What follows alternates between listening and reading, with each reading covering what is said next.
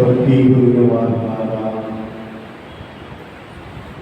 నీళ్ళ ఎదురు రండి, నూకలు లేని వారు లాగా మీరు ఉంచుకొని భోజనం చేయండి. రండి, నూకలు లేకపోయినను ఏమీ ఇయ్యంటే ద్రాక్షారసము పాలనలు ఆహారం కాని కొరకు మీరేలా కలిచెదరు, సంతృష్టి కలగజేయ దాని కొరకు మీ కష్టార్జితములు ఎందుకు వీపరచగలరు? నా మాట జాగ్రత్తగా ఆలకించి మంచి పదార్థములు రుచించుడి, మీ ప్రాణము సారమైన దాని ఎందుకు సుఖింపనియుడి. చెవి నా ఎదురు రండి, మీరు వినలేదా మీరు బ్రతుకుదురు. నేను మీతో నిత్య నిబంధన చేసేదను, దావీదునకు చూపిన శాశ్వత కృపను మీకు చూపుదు. ప్రార్థన. పరిశుద్ధ ప్రేమ కలిగిన తండ్రి, కృపాకరికములకు కారణబుద్ధుడా, నిన్న నేడు యుగములు సజీవుడు అయినటువంటి మా ప్రభువా, ఈ ఉదయమున మీకు కృతజ్ఞతలు స్తుతులు స్తోత్రములు చెల్లిస్తూ ఉన్నారు. ఇదిగో సార్వత్రికంగా ప్రభువా ప్రజలందరినీ మీరు ఆహ్వానిస్తున్నటువంటి దేవుడు, చెవి నా ఎదురు రండి, మీరు వినిగా మీరు బ్రతుకులు, నేను మీతో నిబంధన చేసేదను, దావీదునకు చూపిన శాశ్వత కృపను మీకు చూపుదలను సంధించిన మీకు కృతజ్ఞతలు స్తోత్రములు చెల్లిస్తూ ఉన్నాము. ఇదిగో మీ కుమారుడు రక్షకుడైన యేసుక్రీస్తు పరిశుద్ధ రక్తములో మమ్మల్ని పవిత్రపరిచి, ఇదిగో మిమ్మల్ని ఎరగలేదు కానీ ప్రభా మీరే మమ్మల్ని పిలుచుకున్నటువంటి దేవుడు, ఏర్పాటు చేసుకున్నటువంటి దేవుడు, అందరూ బట్టి మీకు స్తోత్రములు స్తుతులు చెల్లిస్తూ ఉన్నామయ్యా. ఈ ఉదయమున మీ మహాకృపను బట్టి ఈ మాసంలో చివరి పునరుద్ధారణ జీవము కలిగినటువంటి దేవుడు అయినటువంటి మిమ్మలను స్తుతించి కనపరచడానికి అభిపరచడానికి మీరు మాకు ఇచ్చినటువంటి శ్రేష్టమైనటువంటి సదవకాశాన్ని బట్టి మీకు కృతజ్ఞతలు స్తుతులు స్తోత్రములు చెల్లిస్తూ ఉన్నాము. యుగయుగములు సజీవుడు అయిన దేవుడు అయిన స్తుతిస్తూ ఉన్నాము. మమ్మల్ని ప్రేమించి కుమారుడు ప్రారంభించిన దేవుడు అయిన స్తుతిస్తూ ఉన్నాము.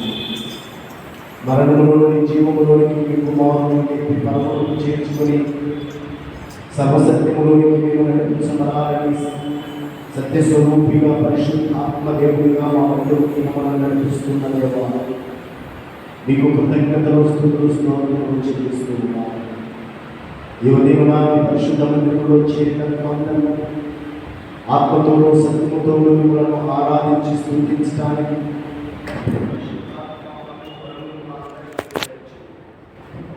మనందరి పరిశుద్ధాత్మతో అభిషేకించి మీకే ఘనత మహిమ ప్రభావము కలుగులాగున మీ పరిశుద్ధాత్మ మా మీద కోసమని ప్రార్థిస్తున్నాము. భక్తుల రీతిగా మాకు యెహోవా మాకు కాదు, మీ కృపా సత్యమును బట్టి మీకే ఘనత మహిమ ప్రభావము కలుగుగాక.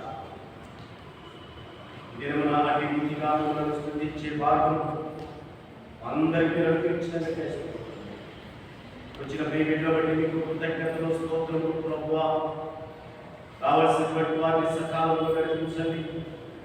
మేమందరం సర్వోన్నతులైన దేవుడు అయినటువంటి మిమ్మల్ని స్తుతించి గణపరచడానికి మహిమపరచడానికి సహాయం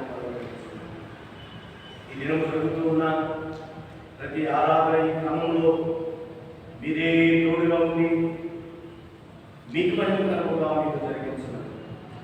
మనందరినీ చేతికి అప్పగించుకుంటూ త్వరలో రానున్న కుమారుడు రక్షకుడు యేసుక్రీస్తు జీవం కలిగినటువంటి నామములో స్తుతించి ప్రార్థిస్తున్నాము. ప్రియ పరలోక తండ్రి, ఆమేన్.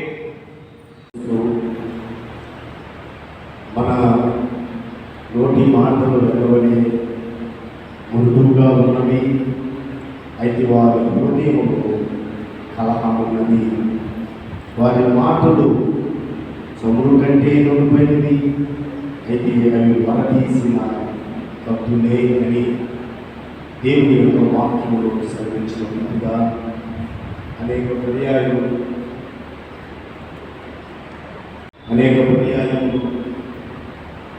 మన యొక్క మాటల చేత మనం అపవిత్రులై ఉన్నాము. అందును బట్టి ఇది మాటే కదా అనే ఉద్దేశంతో మనము జీవిస్తే హృదయాంతరంగానందరినీ కూడా మలినం చేసేటువంటి మాట అనే సత్యాన్ని మనం గ్రహించాలి. కాబట్టి ఈ సమయంలో మన మాట ద్వారా మనం ఎక్కడ పొరపాటు చేశాము, మన చూపు ద్వారా ఏ తప్పులు చూచాము, ఆలోచనలో దురాలోచనలు ఎన్ని ఉన్నాయో, హృదయాంతరంగంలో నుండి కలహము ఎవరిపైన మనము చూపిస్తున్నామో ఒకసారి మనం పరీక్షించుకునే ఒక గొప్ప సదవకాశం సర్వశక్తి కలిగినటువంటి దేవుడు మనకు అనుగ్రహించారు కనుక దేవుని పరిశుద్ధ మందిరంలో నిలవబడి ఉన్నటువంటి మనం ఆయన ఎంత శిరస్సు వచ్చి ప్రభువా, దేని ద్వారా నేను అపవిత్రుడైనానో, దేని ద్వారా నేను అపవిత్రురాలుడైనానో ఒకవేళ నేను మర్చిపోతే అవి మీకు జ్ఞాపకం వస్తాయి ప్రభువా. అవి ఎన్నడూ అవి లిఖితము చేయబడినటువంటివి.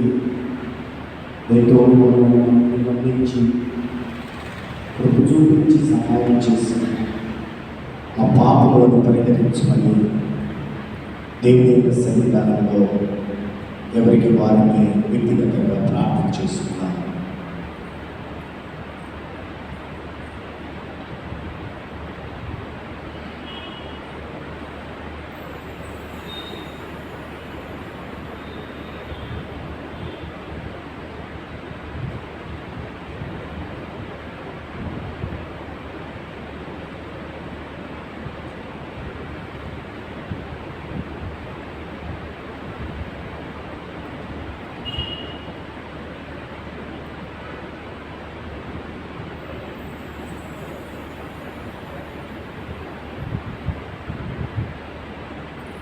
ప్రేమ కలిగిన తండ్రి, దయగలిగినటువంటి దేవ, యువదీమను మరొకసారి మీ పరిశుద్ధ మందిరంలో మేము ఏమై ఉన్నామో మమ్మల్ని మేము పరీక్షించుకునేటువంటి గొప్ప భాగ్యము మీరు మాకు అనుగ్రహించినందుకే మీకు కృతజ్ఞతలు స్తుతులు స్తోత్రములు చెల్లిస్తూ ఉన్నాము.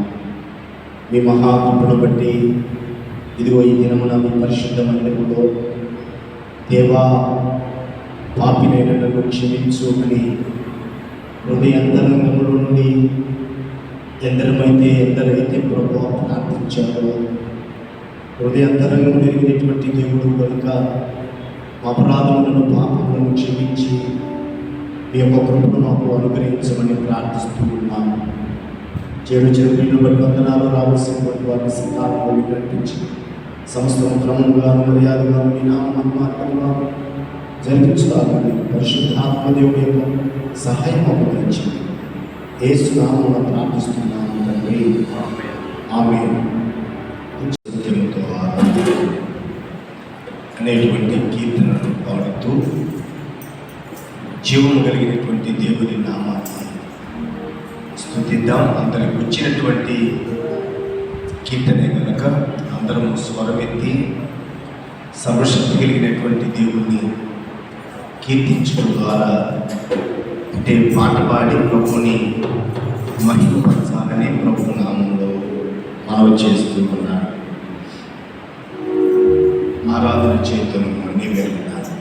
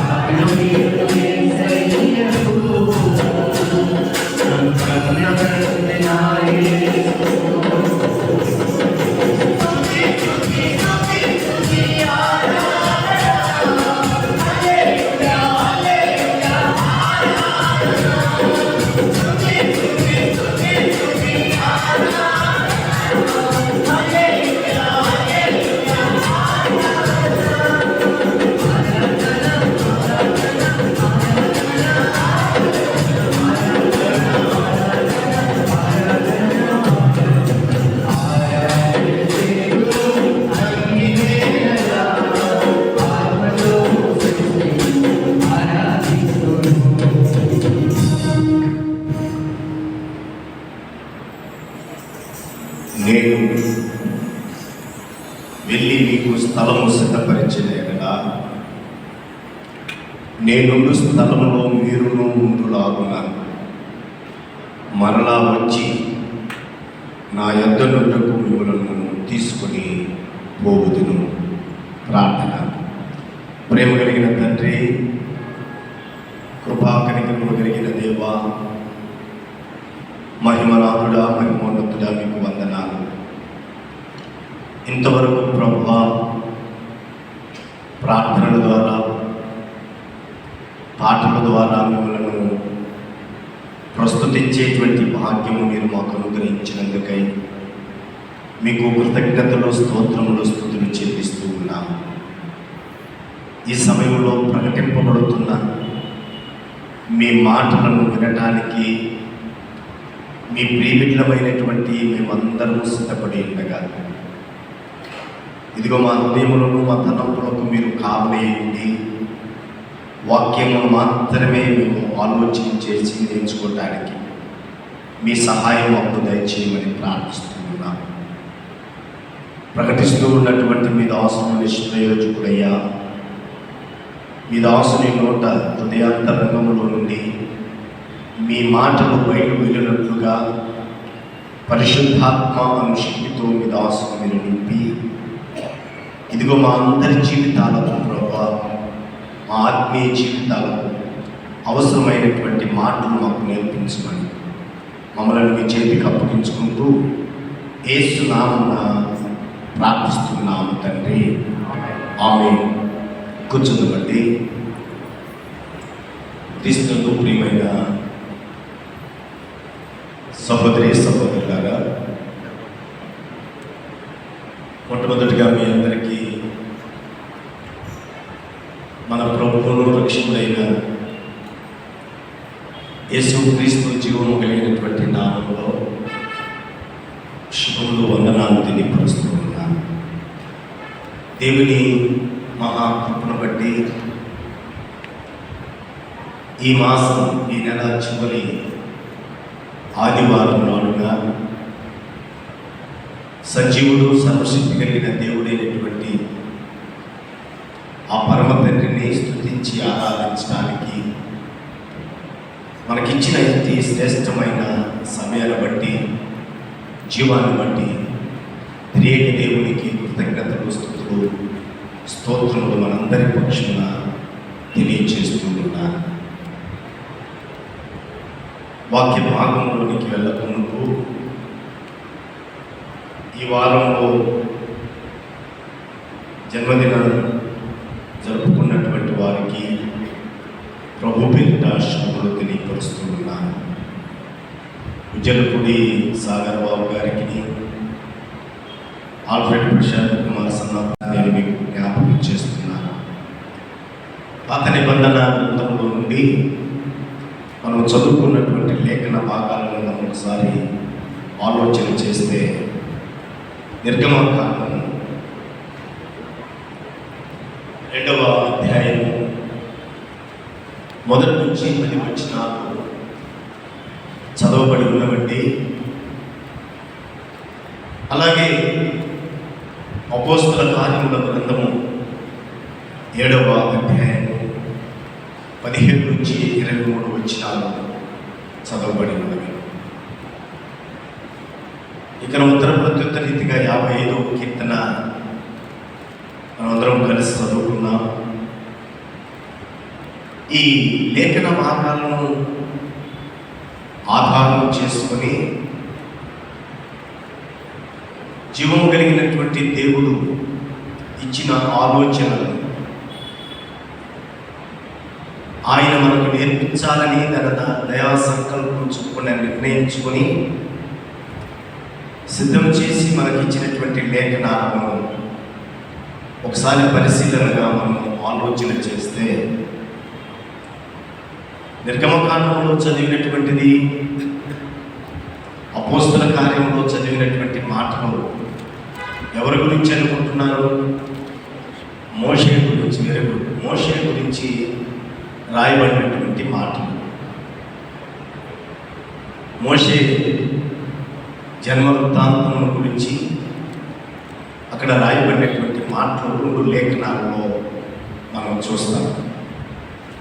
అపోస్తల కార్యముల గ్రంథం 7వ అధ్యాయంలో అయితే ఇంకా కొద్ది నిమిషాలతో రాళ్ళతో కొట్టబడి చంపబోతున్నటువంటి దేవుని దాసుడైనటువంటి స్తెఫను చేసినటువంటి ప్రసంగం అది. కొన్ని ప్రసంగాలు కొందరికి బాగా ఇష్టంగా ఉంటాయి, కొన్ని ప్రసంగాలు కొందరికి కొంచెం కష్టంగా ఉంటాయి. ఎందుకు కష్టం అనిపిస్తాయంటే అది తీసుకునేటువంటి విధానము సరిగా లేనందువలన. ఒకవేళ సర్వశక్తి కలిగినటువంటి దేవుడు నన్ను సరిచేయటానికి నాతో మాట్లాడుతున్నాడేమో అనే దృక్పథంలో తీసుకుంటే ప్రతి సందేశము చాలా ఉన్నతమైనది. కానీ తొందరకి పెద్దలు చెప్పినటువంటి రీతిగా గుమ్మడికాయ దొంగ ఎవరంటే భుజాలు తగ్గుకున్నాడు. ఎందుకు భుజాలు తగ్గుకునేది? దానికి ఉన్నటువంటి చిగురు ఎవరో భుజాలు కట్టుకుందేమో, నేను ఎక్కడ దొరుకుతాను అని. కొందరు అలా తగులుకుంటాం, కొందరు ఇది నా మేలు కొరకే అని ప్రేమతోటి దానిని మనము అంగీకరిస్తాం. అంటే మనము ఆలోచించే విధానంలో మన మనసులో ఉన్న తలంపును బట్టే సందేశం మనకు అర్థమవుతుంది. హృదయ ఆలోచన బట్టే నోరు పలుకుతుంది, కానీ హృదయంలో లేని నోటి పలకదు. కాబట్టి ఇది నచ్చలేదు వారికి, రాళ్ళతో కొట్టి చంపారు. ఆ సందేశం మనము అపోస్తల కార్యముల గ్రంథంలో చదివింది. ఈ నిర్గమకాండం గ్రంథంలో చదివినటువంటిది మోషే తల్లిదండ్రులు పడుతున్నటువంటి శ్రమల దినాల్లో ఆయన జన్మించినటువంటి సందర్భాన్ని బట్టి మనము 2వ అధ్యాయంలో చదివాం.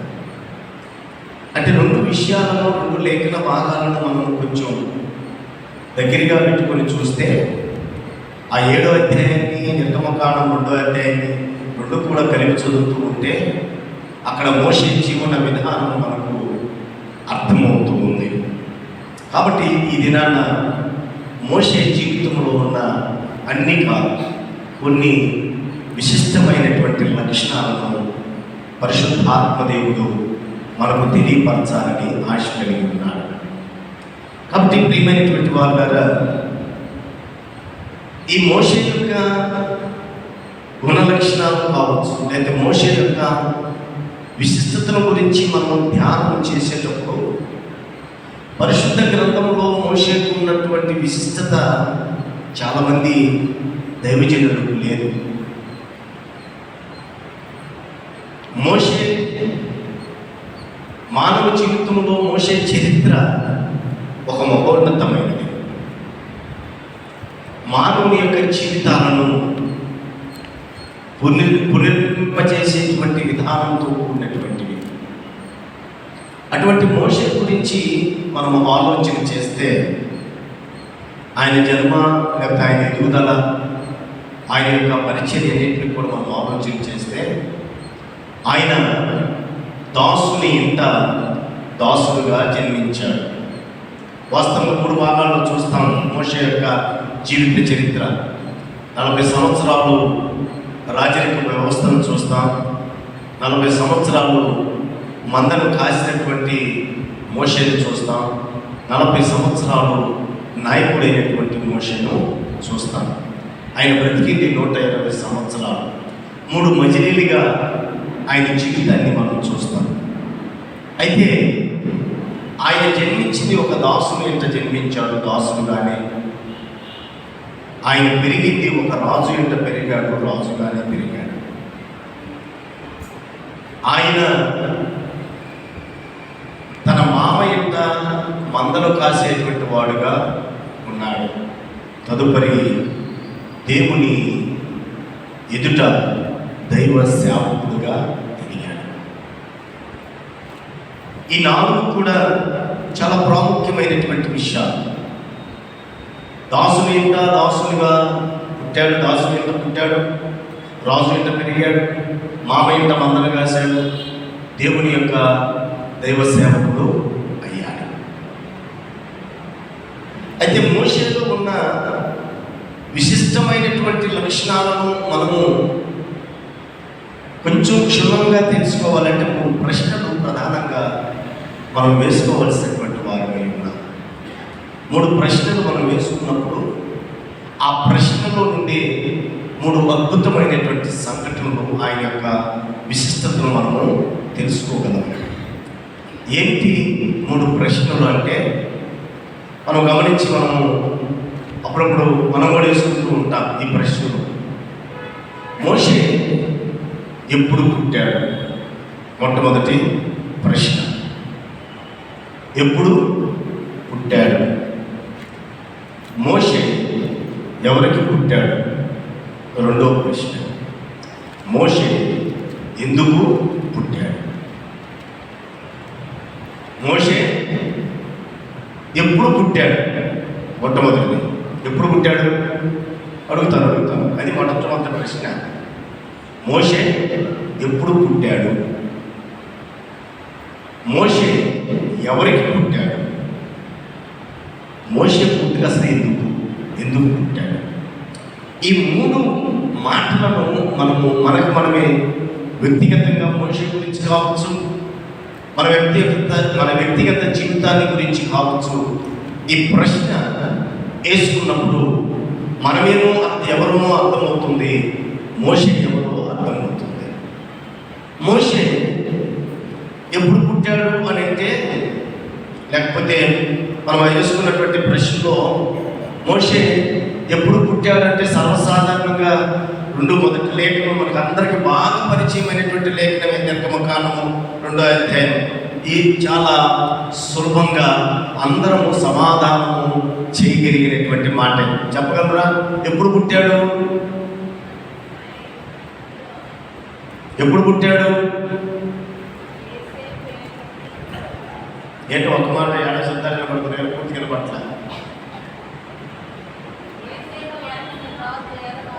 ఐగుప్తులో బానిసలుగా ఇశ్రాయేలీయులు ఉన్నప్పుడు పుట్టాడు.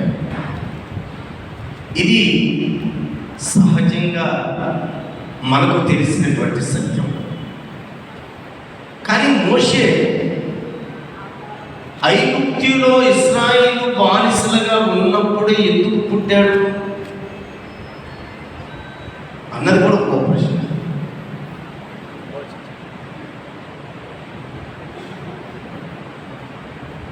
మోషే ఎప్పుడు పుట్టాడంటే డేట్ ఆఫ్ బర్త్, నేను ఎప్పుడు పుట్టాను, మీరు ఎప్పుడు పుట్టారు, మన డేట్ ఆఫ్ బర్త్ చెప్పి చనిపోతుంది. కానీ మోషే పుట్టుక ఒక ప్రత్యేకం. అదే మనము చదువుకున్న లేఖన భాగం నూతన నిబంధనలో అపోస్తల కార్యముల గ్రంథము 7వ అధ్యాయానికి రండి. అక్కడ మనం గమనిస్తే చదవబడినటువంటి లేఖనాన్ని ఒకసారి మనం ఆలోచన చేస్తే చూడండి. 17వ వచనం. అబ్రహాము అయితే దేవుడు అబ్రహాముకు అనుగ్రహించిన వాగ్దాన కాలం సమీపించిన కొలది ప్రజలు ఐగుప్తులో విస్తారముగా వృద్ధి పొందిరి. తుదకు యోసేపును ఎరగని వేరొక రాజు ఐగుప్తును ఏలనారంభించెను.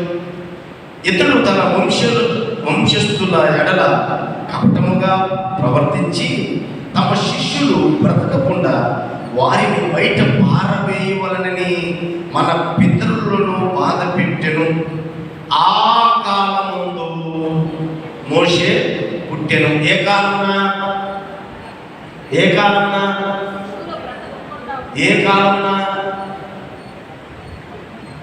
ఆ కాలంలో మోషే పుట్టెను. ఏ కాలం అంటే వాగ్దాన కాలం సమీపించినప్పుడు. ఏంటి వాగ్దాన కాలం? అన్ని చదివించలేదు, మీరు ఇంటికి వెళ్తారో చదవాల్సింది. సందర్భం నేను చెప్తాను. ఆదికాండం 15వ అధ్యాయం కూడా ఒక విశిష్టమైనటువంటి అధ్యాయమే. అబ్రహాం అంటాడు, నేను ఏమిచ్చిన నాకేమయ్యా, నాకు సంతానం లేదు కదా, నా ఇంట ప్రధాన పనివాడే కదా నా ఆస్తికి అంతటికి కూడా వారసుడు అని తను విచారంలో ఉన్నప్పుడు ప్రభు అతనిని బయటికి తీసుకుని వచ్చి ఆకాశపు నక్షత్రాలను సముద్రపు ఇసుకను చూపించి లెక్కించగలవా అన్నాడు. సాధ్యము కాని పని, నీ సంతానం నేను అలా చేస్తాను అన్నాడు. నీ యొక్క సంతతిని అలా చేస్తాను అన్నాడు అని ఒక ఆ ఎద్దును ఇలా కొన్ని వస్తువులను తీసుకొచ్చి నడుములకు ఖండించి వాది ఏ ఒండు దగ్గర దాన్ని పెట్టి, ఇదిగో సాయంకాలం వరకు వీటి మీద పక్షులు, కాపులు, రద్దలు ఏమి వాడకుండా కాపాడమన్నాడు దేవుడు. సాయంకాలం వేళకు ముందేమో ఏది కూడా వాటి మీద వాడకుండా భద్రపరుస్తున్నటువంటి అబ్రహాము సాయంకాలం వేళలో అటు కన్ను మూశాడు, చీకటి కమ్మేసింది. అప్పుడు మళ్ళా వెలుగు వచ్చి ప్రభు మాట్లాడుతున్నాడు, నీవు కాని దేశంలో, నీది కాని దేశంలో నువ్వు ఎన్ని సంవత్సరాలు అంట? ఎన్ని సంవత్సరాలు? 400 సంవత్సరాలు పరదేశిగా జీవించాలి. అక్కడ నీ వారిని హింస పెడతారు, బాధ పెడతారు. ఆ సమయంలో మళ్ళీ అక్కడి నుంచి నేను మిమ్మల్ని విమోచిస్తాను, అక్కడి నుంచి మిమ్మల్ని రక్షిస్తాను. దేవుడు చెప్పినటువంటి వాగ్దానం 15వ అధ్యాయంలో దేవుడు వాగ్దానం చేశాడు. నువ్వు 400 సంవత్సరాల తర్వాత అక్కడి నుంచి మళ్ళా తిరిగి నేను నీకు ఇస్తానన్నటువంటి దేశంలో నువ్వు వస్తావు. ఆ కాలం సమీపించినప్పుడు, ఏ కాలము? వారి యొక్క శ్రమకాలం, వారి యొక్క చెరకాలం, వారు బంధింపబడినటువంటి కాలము ముగింపు దశలోనికి వచ్చినప్పుడు మోషే జన్మించాడు. ఎందుకో తెలుసా? దేవుడు వాగ్దానం చేసినటువంటి వాగ్దాన ప్రకారము ఆ కాలమందున మోషే జన్మించాడు, వారిని విమోచించడానికి, వారిని ఐగుప్తు చెరలో నుండి బయటకు తీసుకురావడానికి దేవుడు వాగ్దానం చేసిన కాలంలో మోషే జన్మించాడు అనేటువంటి సత్యాన్ని మనము గమనించాలి.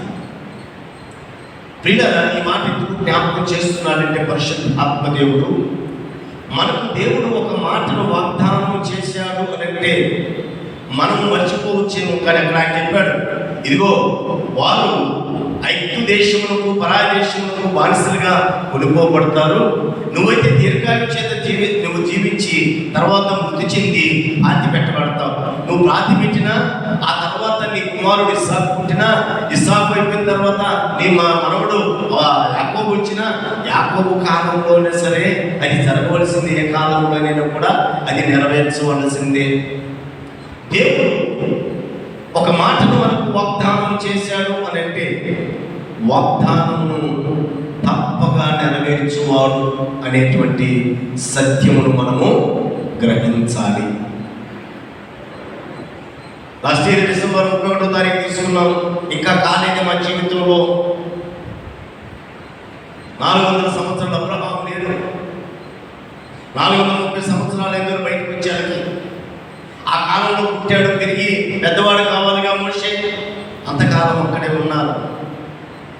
ఆ కాలంలో సమీపించినప్పుడు మోషే వాగ్దానం చేయబడిన కాలము సమీపించబడినప్పుడు మోషే పుట్టాడు. ఎప్పుడు పుట్టాడంటే అక్కడ ఇంకో మాట కూడా మనం సహజంగా చెప్పేది ఏంటంటే అక్కడ మరణ శాసనము రాయబడి ఉన్నప్పుడు పుట్టాడు అని అంటాం. కానీ మరణ శాసనంలోనే వాగ్దానం చేయబడినటువంటి దేవుడు ఆ వాగ్దాన పుత్రుణ్ణి ఈ భూలోకంలోనికి పంపించాడు. అంటే ఆ శాసనాన్ని సైతము రద్దు చేయగలిగినటువంటి సామర్థ్యం ఎవరిలో ఉంది? దేవుడిలో ఉంది. నీకు నాకు వాగ్దానం చేశాడు అంటే ఆ వాగ్దానం చేసినటువంటి సమయం ఎంత క్లిష్ట పరిస్థితి అయినా సరే, ఎంత భయంకరమైనటువంటి పరిస్థితి అయినా సరే, అటువంటి పరిస్థితుల్లో సైతం దేవుడు మనలను కాపాడేటువంటి దేవుడు, శాసనాన్ని సైతము మార్చగలిగినటువంటి దేవుడు. ఆ మాటను మనం చూస్తాం. ఆ తదుపరి అదే సమయం, అదే స్థలం, అదే సమయం మోషేను జొమ్ముపెట్టులో పెట్టినటువంటి సమయం, మోషేను జొమ్ముపెట్టులో పెట్టినటువంటి అదే స్థలం, అక్కడికే స్నానం చేయడానికి వచ్చింది. అదే సమయం, అదే స్థలం, అదే స్థలంలో స్నానం చేయడానికి వచ్చింది రాణి. అటు ఇటు మార్పు ఏం రాలేదు. మరొక చోట ఆ నైల్ నది ప్రవహిస్తున్నటువంటి మరొక చోటకు పోవచ్చు, కానీ దేవుడు పంపించలేదు. అదే సమయంలో, ఏ సమయంలో ఆ జమ్ము పెట్టి అక్కడ పెట్టిందో అదే సమయంలో సర్వశక్తి కలిగినటువంటి దేవుడు రాణిని అక్కడ నడిపించాడు. అదే స్థలంలోకి ఆమె స్నానం చేయటానికి చూసింది. ఆ వచనాలు చూస్తే 2వ అధ్యాయం, ఆమె ఆ జమ్ము పెట్టిని చూచి తన పనికెత్తులు ఒక ఆమెను పంపించి దానిని తెప్పించి తెరిపించి, ఈ మాటలు చూస్తాం. ఆమె చూచి పంపించి తెప్పించి తెరిచి చూచి ఏమంటదంట, ఓపెన్ చేయకుండా ఏం చేశారు మోషే? ఏడ్చారు. ఏం కలిగిందంట? కనికరము, దయ, జాలి. శాస్త్రం చేసింది ఎవరు? వాళ్ళే. శాస్త్రం చేసింది ఎవరు? అరాచకమే, ఆ వ్యవస్థే. ఆమె ఎవడో మన ఐగుప్త్యుడు అంటే తిరిగి ఎబ్రీయుడు పిల్లోడు అని చెప్పింది ఆమె. బయట పడేస్తారు పాపం అని కనికరపడి.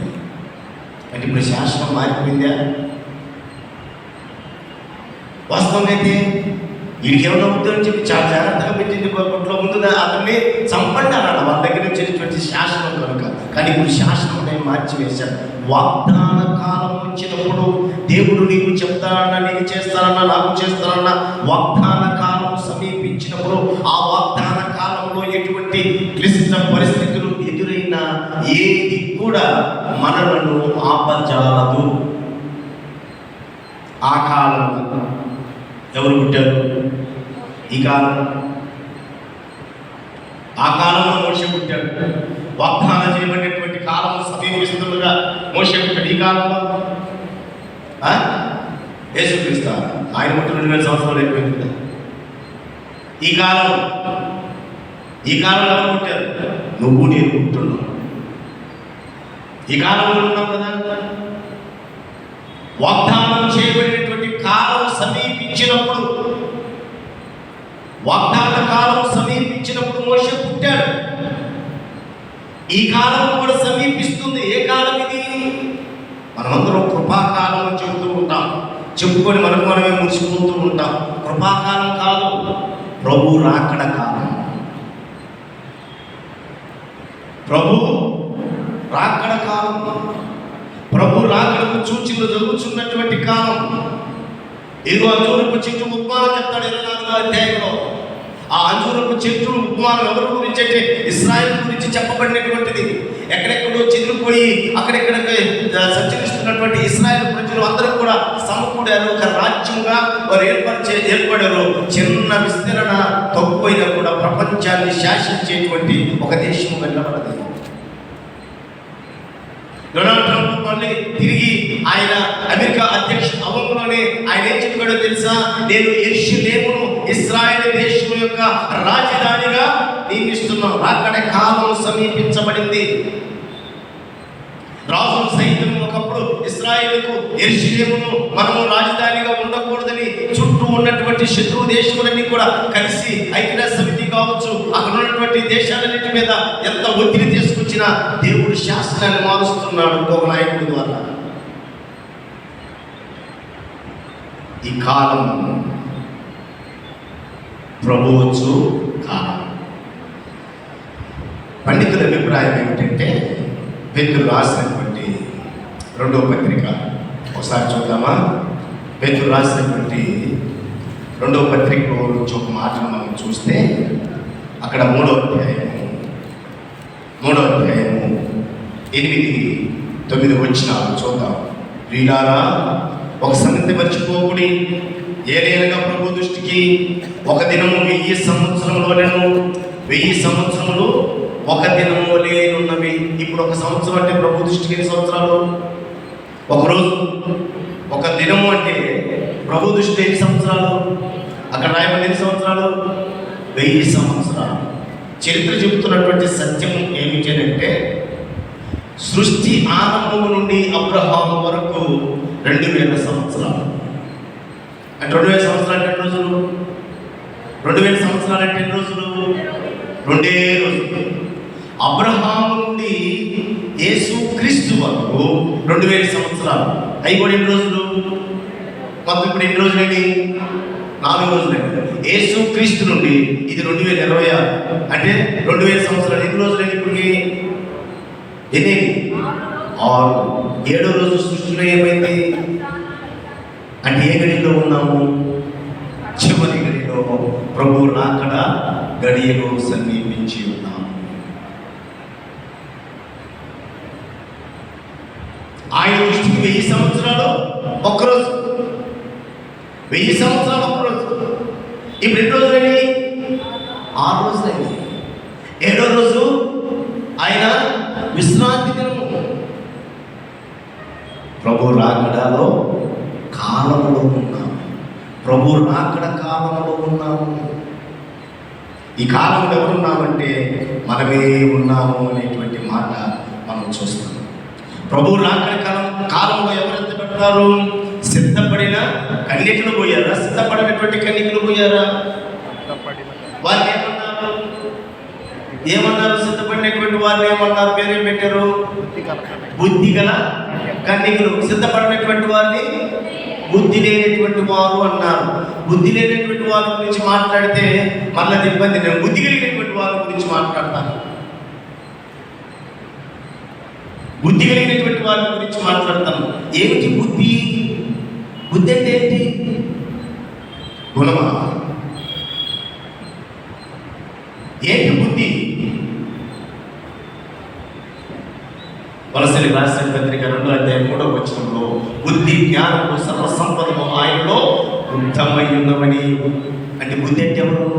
క్రీస్తు యేసు. క్రీస్తు యేసు కలిగినటువంటి వారు, బుద్ధి కలిగినటువంటి వారు. క్రీస్తు యేసు లేనటువంటి వారిని ఆయన బుద్ధిహీనులు అన్నారు. క్రీస్తు యేసును కలిగినట్లుగా వారు వచ్చారు. కానీ సిద్ధపడినటువంటి వారిని, క్రీస్తుతో కూడా ఉన్నటువంటి వారిని ఆయన వెంట పెట్టుకొని పోయింది.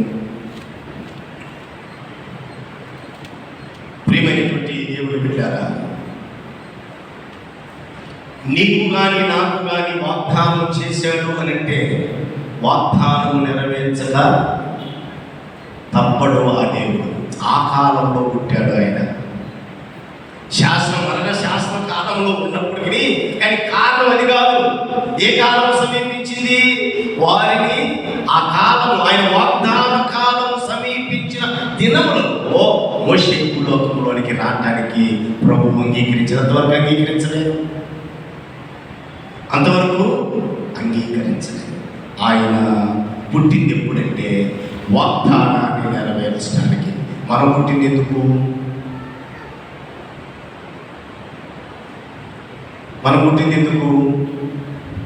ప్రభు పునరుద్ధరణుడు అయ్యాడు. వాక్యం చెప్తే మీరే గొప్పగా చెప్తారు. తండ్రి యొక్క నామంలో బాప్తిస్మిస్తూ సర్వలోకములకు సువార్త ప్రకటించి వారిని నా శిష్యులుగా చేయండి. పుట్టావు. ఒక మాట కదమ్మా, ఒక మాట మనం ప్రశ్నించుకుందామా? ఏనాడైనా ప్రార్థన రోజు చేస్తున్నాం, చేయని వాళ్ళకి ఇబ్బంది లేదు. ఇది చేయని వాళ్ళకి కలిగేటువంటి అసలు ఏ బాధ లేదు, ప్రశ్న లేదు, జవాబు లేదు. చేయనటువంటి వారికి, చేసినటువంటి వారికి ప్రశ్న. ఏం ప్రశ్న అంటే, ఏనాడైనా ప్రభువా నా పుట్టుక యొక్క ఉద్దేశం ఏమిటి? నన్ను ఎందుకు భూమి మీదకి పంపించావు? నన్ను ఎందుకు నీ నామం ఎరిగేటట్టు చేశావు? అసలు నీ యొక్క నా పట్ల నీ ఉద్దేశం ఏమై ఉన్నది? నేనేమన్నా నీకు పనికొచ్చే పాత్రగా వాడబడటానికా, లేక ఒక విలాసవంతమైనటువంటి జీవితం జీవించడానికా? అసలు నా పుట్టుక ఉద్దేశం ఏంటని ఎప్పుడైనా ఎవరమైనా ప్రభువుని అడిగామా? ఇదే ప్రశ్న.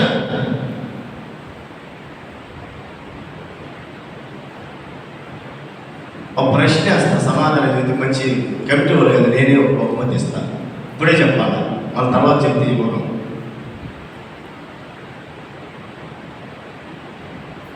సృష్టి యావత్తులో అన్నిటికంటే దేనికి వయసు ఎక్కువ? సృష్టిలో సార్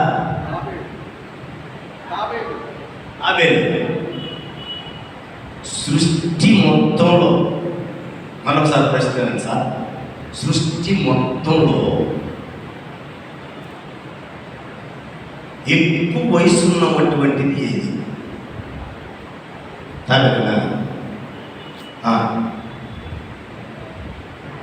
చెప్పండి మీకు తెలుసు. చెట్లు.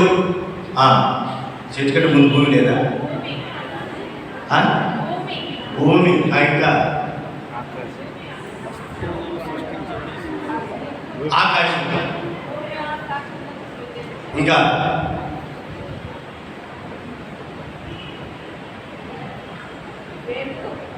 ఏనుగా, వెలుగు. ఇంకా ఆది కాలం మొదట తెలుగుని ఆది కాలం మొదటంటే అండి చూసే ఫస్ట్ వెలుగు ముందే ముందు చెప్పింది పాస్తం గారు. ముందు ఇంకంటే ముందు ఇరుకుంది కాబట్టి మళ్ళీ వెలుగు వచ్చింది. వాక్యం. ఇంకా వాస్తవంగా నేను ఆశించింది ఏంటంటే బైబిల్ స్టడీకి వచ్చినటువంటి వారు చెప్తారు అనుకున్నా. బైబిల్ స్టడీకి వచ్చేటువంటి వారు చెప్తారు కానీ అది ఎందుకనో వారు కూడా చెప్పలేకపోయారు. నేను చెప్పేదా గుర్తుపెట్టుకోండి. నేను చెప్పేదా ఎప్పుడన్నా ఎవరైనా ప్రశ్న వేసినప్పుడు వెంటనే మీ నోట్ నుండి ఆ సమాధానం వచ్చినప్పుడు నిలబడి ప్రశ్న చేసినటువంటి మాస్టర్ గారికి మైండ్ ఏమైపోవాలా? లాస్ట్ అయిపోవాలి. చెప్పేదా దీని అపోస్తులైనటువంటి పౌలు ఆది కాలంలో పోతే ఏమవుతాం? పోతే ఆది కాలంలో దేవుడు వెలుగు.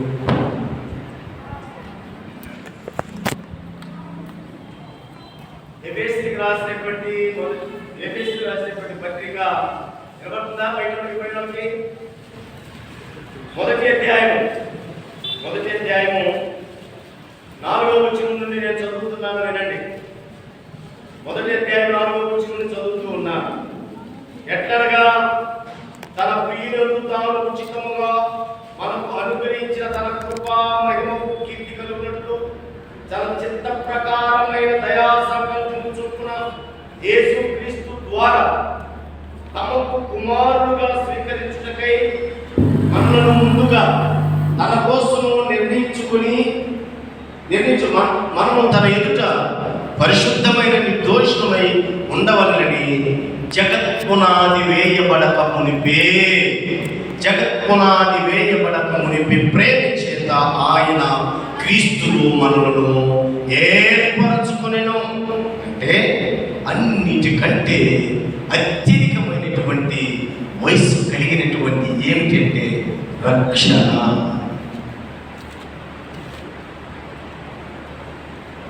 జగత్పునాది వేయబడక మునిపే, భూమి ఆకాశంలో సర్వసృష్టి చేయబడక మునిపే ఆయన ప్రేమ, ఇదిగో నా పోలిక చొప్పున నా రూపం చొప్పున ఒక నరుడు చేస్తాను, అతని పట్ల రక్షణ ప్రణాళిక సిద్ధపరచబడిన వయస్సు కలిగినది ఏదంటే మనకు ఇవ్వబడిన రక్షణ.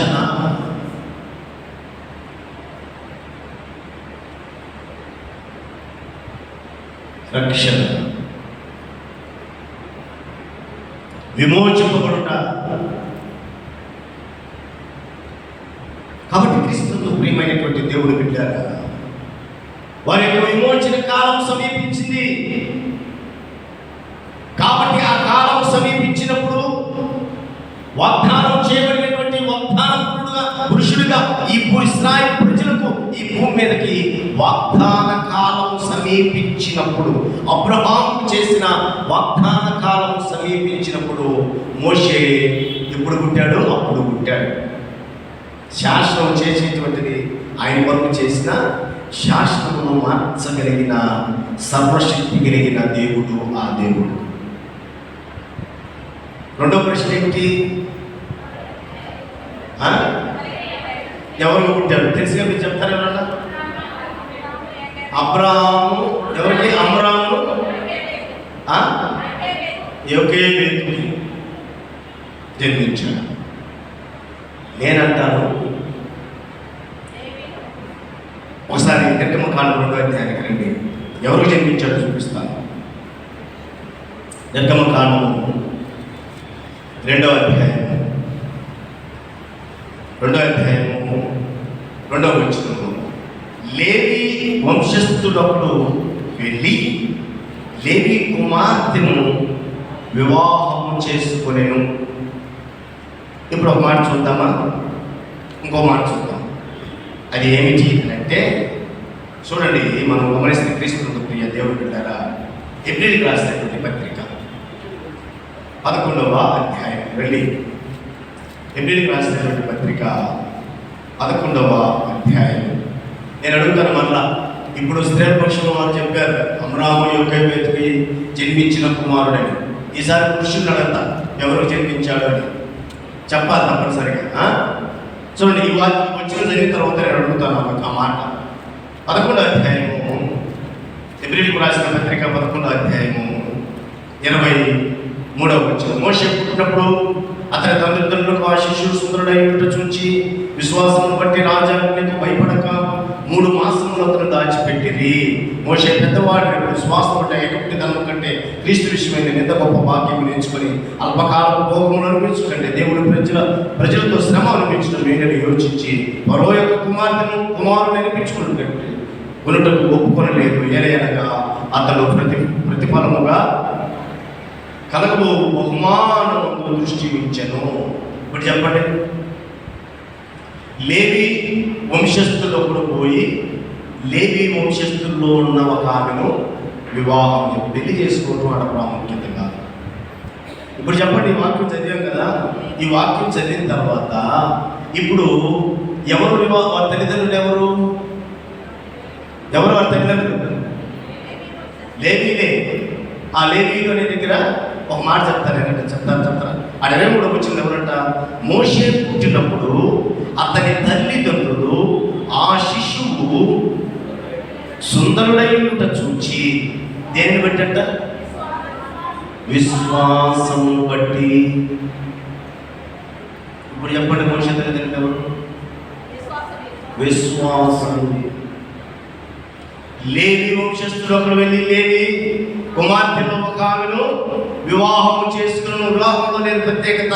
అక్కడ ప్రత్యేకత ఏమిటంటే లేవిని పదాలు తీసివేసి విశ్వాసి ఒకడు లేచి విశ్వాసిలో ఉన్నటువంటి మరొక ఆమె వివాహము చేసుకున్న వారికి పుట్టినటువంటి వాడు మోషే. ఎవరు పుట్టినవాడు? విశ్వాసులకు పుట్టినవాడు మోషే. మీ తల్లిదండ్రులు ఎవరంటే డాక్టర్, మా తల్లిదండ్రులు ఎవరంటే టీచర్స్, మా తల్లిదండ్రులు ఎవరు ఇంజనీరింగ్, వ్యాపారస్తులు, రకరకాలు చెప్తాం. కానీ మోషే చెప్పేటువంటి సాక్ష్యం, పరిశుద్ధాత్మ దేవుడు చెప్పే సాక్ష్యం ఏంటో తెలుసా? ఆ లేవీయుడు ఎవరంట? విశ్వాసము కలిగిన తల్లిదండ్రులు, విశ్వాసులకు జన్మించిన కుమారుడు. ఎవరికి పుట్టాడంటే విశ్వాసుకు పుట్టాడు. విశ్వాసి పోయి మరొక విశ్వాసిని వివాహం చేసుకున్నాడు. విశ్వాసి పోయి మరొక విశ్వాసిని వివాహం చేసుకున్నాడు. నేను వివాహం వ్యవస్థ మన ఇష్టం. అది కాదు, 6వ అధ్యాయంలో చూస్తాం. వారికి ఇష్టమైన వారిని చేసుకునేది ఆయన సంవత్సరం. ఇదిగో మనము అవిశ్వాసం జోడిగా ఉండకూడదు ఆయన చెప్పిన పిల్ల. నా ఇష్టం ఏమైపోయింది? ఏమైపోయాడు బలవంతుడు? ఏమైపోయారు? ఇష్టం వచ్చిన వారికి ఇష్టం వచ్చినట్టు చేసుకుని ఏమైపోయారు?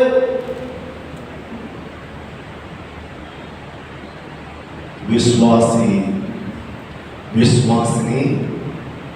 వివాహం చేసుకుంటే ఈయన ఎవరి కుమారుడు అని అంటే విశ్వాసుల యొక్క మోషేతో చెప్తాడు. ఎప్పుడు విశ్వాసం వీళ్ళు ధర్మశాస్త్రం చేతికి రాలా, గ్రంథస్థం చేయబడ్డా. గ్రంథస్థం చేయబడినప్పుడే మరి ఎవరంట విశ్వాసం బట్టి వారికి అర్థమైపోయింది. ఇది వాగ్దాన కాలము, విమోచన కాలము. ఈ విమోచన కాలంలో ఈ బిడ్డను మనము చేజారా, మనము చంపకూడదు అనేటువంటి మాట వారికి అర్థమైపోయింది. విశ్వాసమును బట్టి రాజా నీకు భయపడక. చాలామంది కొన్ని కుటుంబాల్లో మనం మా ఇష్టం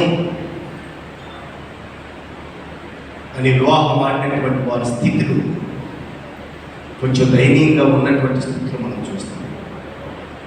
ఎక్కువగా విడాకులైనటువంటి వారు ఎవరో తెలుసా? ప్రేమించి పెళ్లి చేసుకున్న వారి దగ్గర ఎక్కువ విడాకులు అవుతాయి.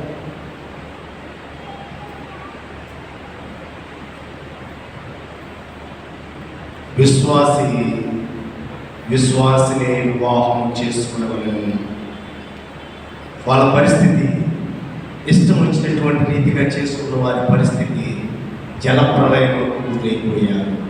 ఇష్టం వచ్చినట్టు తల్లిదండ్రులు చెప్పిన వినకుండా సంవత్సరం పరిస్థితి దౌర్భాగ్యముగా మారిపోయింది. మా తల్లిదండ్రులు విశ్వాసులు. మోషే ఎవరు పుట్టాడంటే విశ్వాసముకు జన్మించాడు. విశ్వాసముకు జన్మించాడు. ఒక మాట ఇప్పుడు కూడా ఒక ప్రశ్న చేస్తాను. మనమెవరిని ఇప్పుడు కూడా మనం ప్రశ్న వేసుకోవాలి.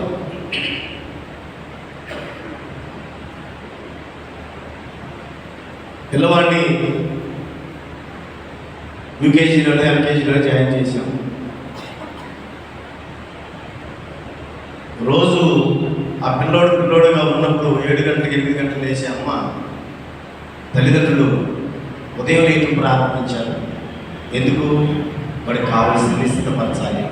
వ్యాన్ వస్తుందేమో, ఆటో వస్తుందేమో, రిక్షా వస్తుందేమో, ఆ వెహికల్ వచ్చే సమయానికి వాడిని సిద్ధపరచాలి, వాడిని స్కూల్కి పంపించాలి. ఎల్కేజీ యూకేజీ ఫస్ట్ వచ్చింది, సెకండ్ క్లాస్ వచ్చాడు, థర్డ్ క్లాస్ వచ్చాడు. ఈరోజు పోనాను బెదిరిస్తాం, రే పాకపోతే చెంపలు వదులుతాయి. నేను వచ్చాను కర్రీలు ఉంది అని అంటాం. అయితే ఇప్పుడు ప్రశ్న ఏంటంటే, మనం విశ్వాసులు వివాహం చేసుకున్న వారిని అయినప్పటికీ ఇప్పుడు ప్రశ్న ఏమిటంటే, ఏనాడైనా సోమవారం, మంగళవారం, గురువారం, శుక్రవారం, శనివారం లేచినట్టు ఉదయాన్నే లేచి 6 గంటలు లేచి పిల్లడికి నీళ్ళు పెట్టి వాడికి కావాల్సినటువంటి పలహారం సిద్ధపరిచే, యూనిఫామ్ సిద్ధం చేసి, క్యారేజ్ రెడీ చేసి, ఇప్పుడు వ్యాన్ వస్తుందా ఎదురు చూస్తూ త్వరగా ఎక్కిద్దాము అని ఆరాటపడేటువంటి ఈ తల్లి అనే విశ్వాసి, ఈ తండ్రి అనేటువంటి విశ్వాసి, రే ఈరోజు సండే స్కూల్ ఉందరా,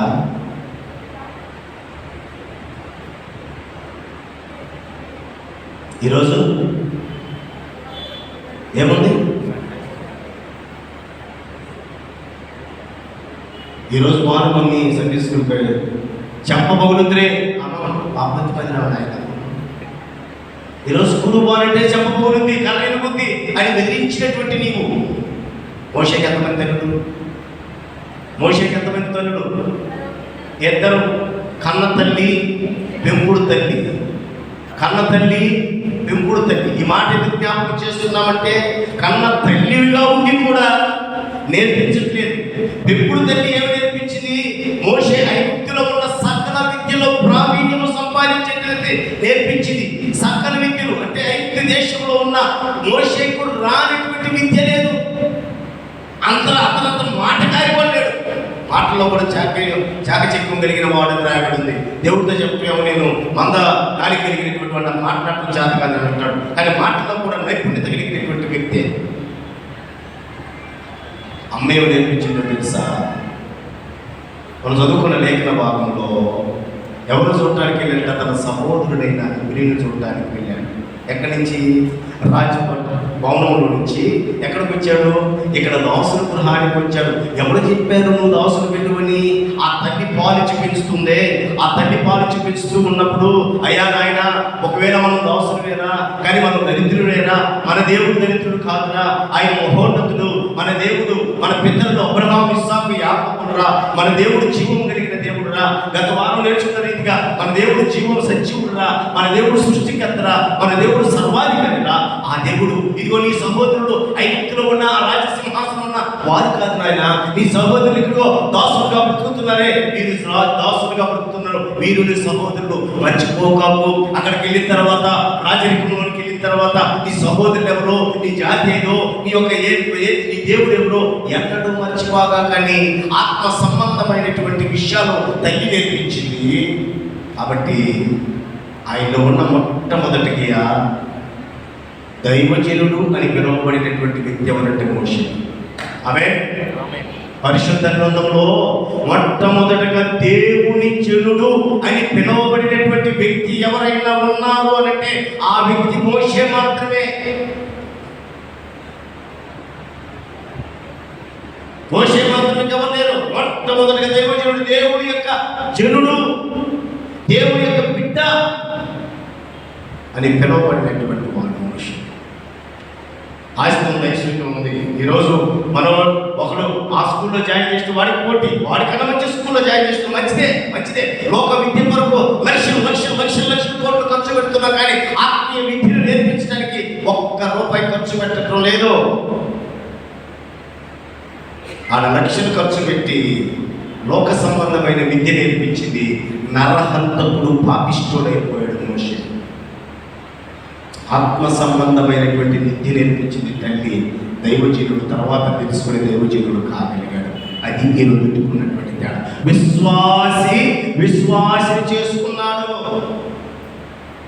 ఎవరు మోషే తల్లిదండ్రులు ఎవరు పుట్టారంటే విశ్వాసులు, అవిశ్వాసులు కాదు. ఆ రోజు స్కూల్కి పోతానంటే చెప్పగలు కొడతానోడివి, స్కూల్కి పోవాలంటే నెత్తి విరుగుతానోడివి, సండే స్కూల్కి పోవాలన్నప్పుడు ఎందుకు లేకపోతున్నావు? ఇదిగో డాడీ నాకు నచ్చింది, మమ్మీ నాకు నచ్చింది. ఏంటి నచ్చేది? అవిశ్వాసం నచ్చేది ఏంటిరా? ఆ సంవత్సరం ప్రతి ఏమైంది అర్థమైంది చూపించలేకపోతున్నాం మనం. ఆ ఆదికాలంలో ఆరోగ్యంలో ప్రజల పరిస్థితి ఏమైపోయిందో చూపించలేకపోతున్నాం మనం. ఆస్తి చాలు,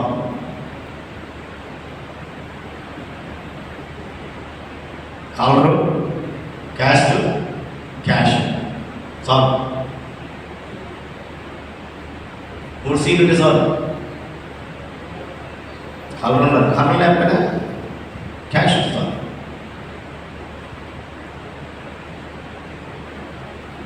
క్యాష్ లేకపోయినా పర్వాలేదు, క్యాష్ చాలు.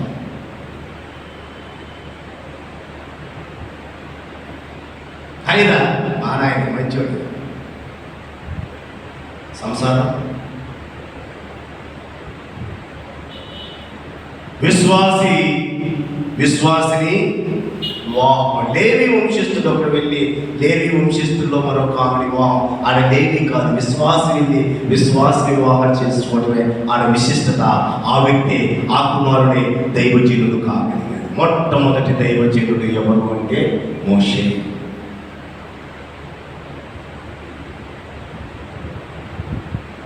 మొట్టమొదటి దైవజనుడు మోషే. కాబట్టి ప్రియమైనటువంటి దేవుడు పిల్లలు ఎవరు పుట్టాడు? అమ్రాము ఇంటి మీద కాదు. ఎవరికి పెట్టాడు?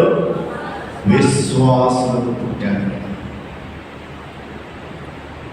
విశ్వాసులకు పుట్టాడు. ఎటువంటి ఇంట్లో పెట్టాడు? దౌర్భాగ్య పరిస్థితి. ఏనాటి మధ్య మా నాటికి అంటే ఇప్పుడు ఆ పరిస్థితి లేదే. ఆనాడు వాళ్ళ పరిస్థితి అదే. ఏ రోజు పని ఆ రోజు చేయకపోతే మొదటి రోజు రెండో పని కూడా ముగించలేరు. ఎందుకంటే కష్టంతో కూడినటువంటి పని. ఏ రోజు పని ఆ రోజు ముగించాలా, ఏ రోజు బతి మా రోజు తెచ్చుకోవాలా, ఏనాటి ఆహారం ఆనాడే వండుకొని తినాలా. ఇప్పుడు ప్రభుత్వం పట్టేటువంటి పరిస్థితి లేదు. అటువంటి పరిస్థితుల్లో మరి ఎవరంట? విశ్వాసం. విశ్వాసమును బట్టి ఏమయ్యారు తెలుసా? ఎంతమంది ఇల్లు అన్నదమ్ములు చెప్పండి? ఎంతమంది? ఈ విశ్వాసం పుట్టినటువంటి బిడ్డలు ఎంతమంది అమ్మా? ముగ్గురు. ఆ ముగ్గురు ఎవరు? అహరోను. నువ్వు మా నాకే సమాధానం చెప్పలేదు, పుట్టింటే ఉంది. అహరోను, మిరియాము, మోషే. వీళ్ళెవరు? విశ్వాసం పుట్టిన తల్లిదండ్రులు. కాబట్టి విశ్వాసులు కనుక ఏం చేశారు? గర్భఫలం గమనించు బహుమానం. అయ్యా, నువ్వు మాకు ఇచ్చావు, ఇదిగో పెంచావు, పెద్ద చేసావు, మాకు అవసరం లేదు, ఇదిగో నువ్వు ఇచ్చిన బిడ్డలను మరలా తిరిగి నీకే ఇస్తాను. అప్పుడప్పుడు అంటా ఉంటారు, మాస్టర్ గారు మా వాడిని ట్రైనింగ్ పంపించారు. మాస్టర్ గారు ఏమంటే వాడు ఎందుకు పనికి రాకపోతే మాస్టర్ గారు ట్రైనింగ్ పంపించారు. వాడికి ఆయన ఉద్యోగం చేస్తే చేతి వస్తుంటే వాడు పనికి రాకపోతే మాస్టర్ చేయాలని చూస్తాను. సర్వలోకంలోకి వెళ్ళి సర్వ సృష్టికి సువార్త ప్రకటించాలంటే ఎవరు కావాలా? దేవుడు మన చేతిని పెట్టున్నారే. యాకోబు అంటాడు ఏశావుతో, ఎవరు ఏశావుని అడిగితే ఏశావు అడుగుతాడు యాకోబు, వీళ్ళు ఎవరంటే దేవుడు నాకు ఇచ్చిన బిడ్డలు అంటాడు. ఇదిగో దేవా, నాకు ముగ్గురు బిడ్డలు ఇచ్చావు, ఈ ముగ్గురిని మళ్ళా తిరిగి నీకే ఇస్తున్నా, ఎందుకంటే ఇదిగో నీ పని. ఈనాడు సేవ సువార్త ప్రకటించడానికి ఏ ఒక్కరినైనా ఇదిగో మాకు ఇచ్చావు, మరలా తిరిగి నీకు ఇస్తున్నాను. నీ పరిచర్యలో, నీ పనిలో, ఇదిగో నీ పొలంలో వారు ఎదిగేటువంటి వృక్షంలాగా నీకు ఇస్తున్నాం అని చెప్పగలిగినటువంటి వారు ఎవరు? నేను. ప్రభువా త్వరగా రామని ప్రార్థన చేసేవాడు అనుకోండి. ఎందుకు? మన ఇంట్లో 10 మంది ఉన్నప్పుడు మన ఇంట్లో ఎవరు ప్రభు కొరకు పనిచేసేవాడు ఒక్కరు కూడా లేవుగా. స్వార్థ వ్యాపకం చేసేటువంటి వారు ఒక్కరు కూడా లేవు కదా.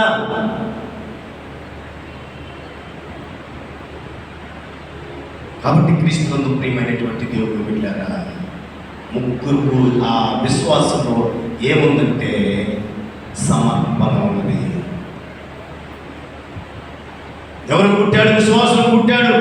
ఏ కాలంలో పుట్టాడు? వాగ్దాన కాలం సమీపించినప్పుడు వాగ్దాన కాలంలో జన్మించాడు. ఎవరు పుట్టాడంటే విశ్వాసం పుట్టాడు. విశ్వాసంలో ఏముంటుందంటే సమర్పణ. ఇదిగో వాళ్ళు సంపాదించాలా, మేము తినాలని లేదయ్యా, ఇదిగో నీ పని, నీ ఇష్టం. ముగ్గురు పోస్టులు ఒకటే, మీకు తెలుసో లేదు? ఇప్పుడు చెప్పాము, ముగ్గురు పోస్టులు ఒకటే.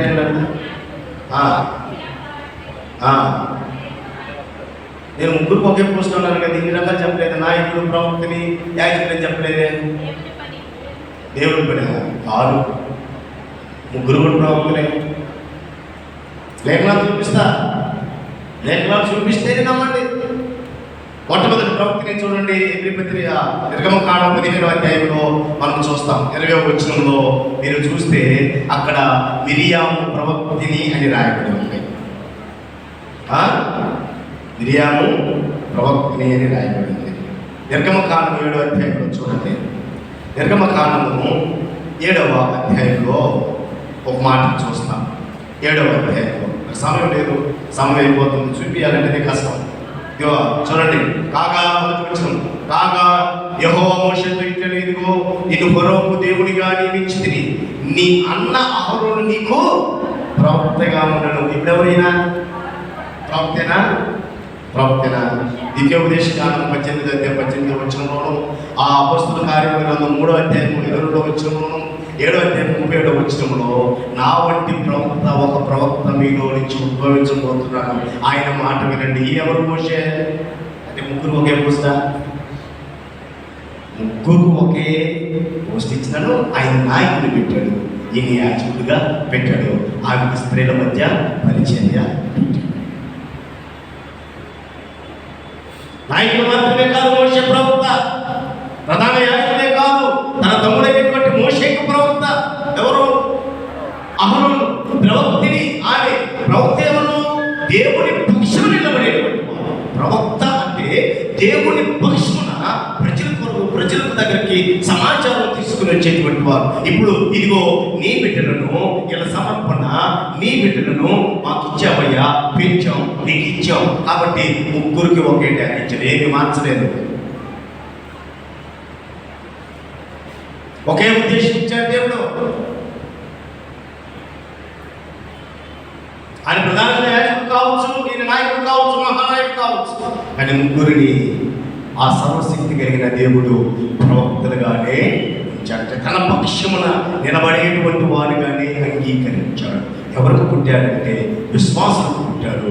ఆ విశ్వాసులు సమర్పణ కలిగిన వారు, ఆ సమర్పణ కలిగినటువంటి వారు కనుకే ప్రభు పక్షమున తన బిడ్డలను నిలబెట్టుకున్నారు. వారికి పుట్టాడు. ఎందుకు పుట్టాడు? నేను అది వివరించలేను కానీ ముగించేస్తున్నాను. ఎందుకు పుట్టాడు అంటే విమోచకుడుగా పుట్టాడు.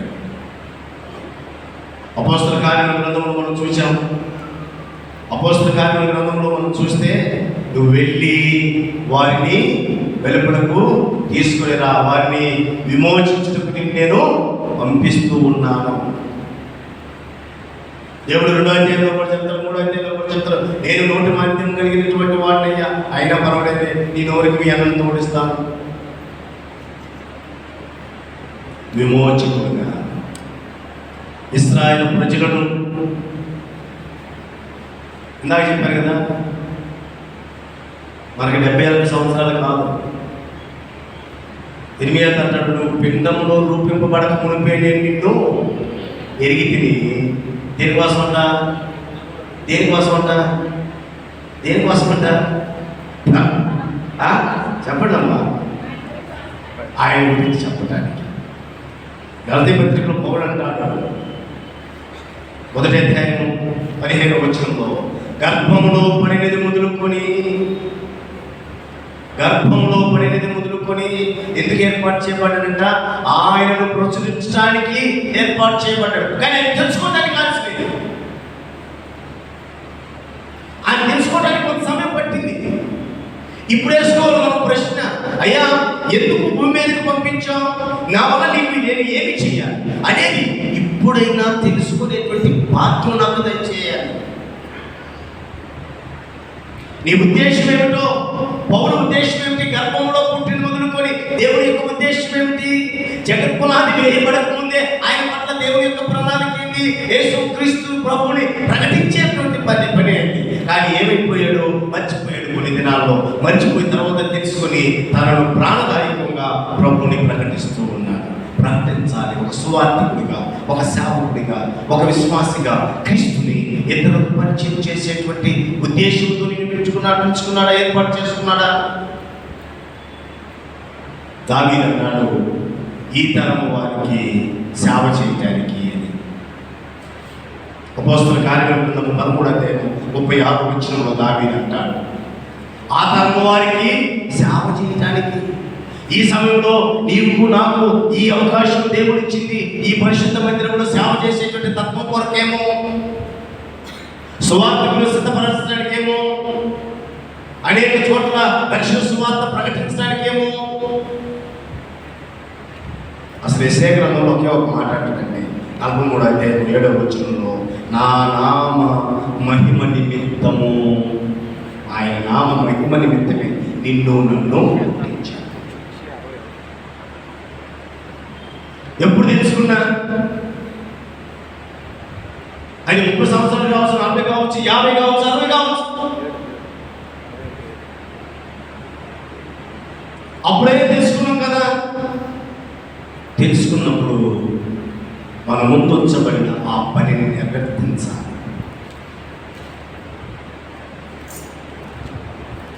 నశించుచున్నటువంటి ఆత్మలకు క్రీస్తు యేసు రక్షణ సువార్తను ప్రకటించేటువంటి సాధనములుగా మనం ఉండాలి.